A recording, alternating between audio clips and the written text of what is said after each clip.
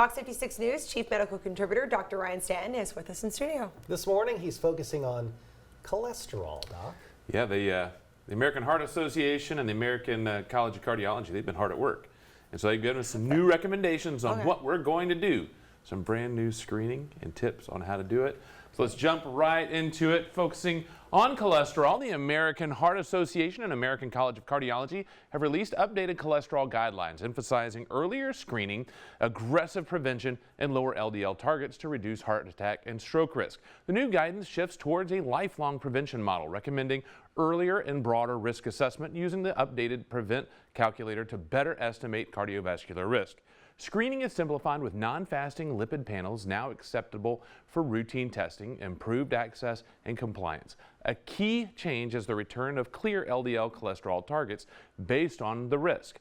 For primary prevention, LDL goals are less than 100 milligrams per deciliter for borderline or intermediate risk patients, less than 70 for high-risk individuals, and for those with established cardiovascular risk, even more aggressive targets below 55 milligrams per deciliter.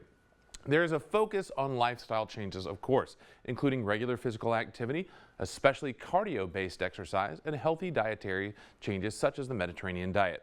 The guidelines also highlight measuring lipoprotein A at least once in adulthood and using coronary calcium scores to refine those risks overall. The message is clear. Earlier detection, lower LDL levels, and personalized risk-based treatment are going to save lives. And that's really kind of the take-home message here, is that getting screened early, understanding your risk, working with your doctor to help establish where you want those numbers to be. So not as simple as 100 or lower, you're great to go. 100, 70, 55, depends on your risk. I suppose somebody like Krista, she's younger than me, she benefits from age, right? I mean, her cholesterol count is probably a lot better than mine. Well, it depends. I mean, a lot of these things are set early. A lot of the damage that's done for cardiovascular risk in your 50s is done in your teens and 20s. Oh. And so understanding those things now and what they're stressing is saying, let's get into this earlier. Let's check and look. That score I was talking about looks at 10 and 30-year risks down the road.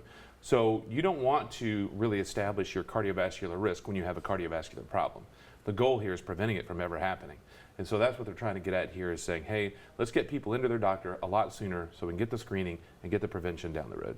All right, Doc, thanks so much. We'll see you next hour. Yeah, we're talking ticks. It's tick season. Oof. The grass is green, the ticks are out. You know, this season really ticks me off. We'll be right back with your spring forecast from Justin Logan next.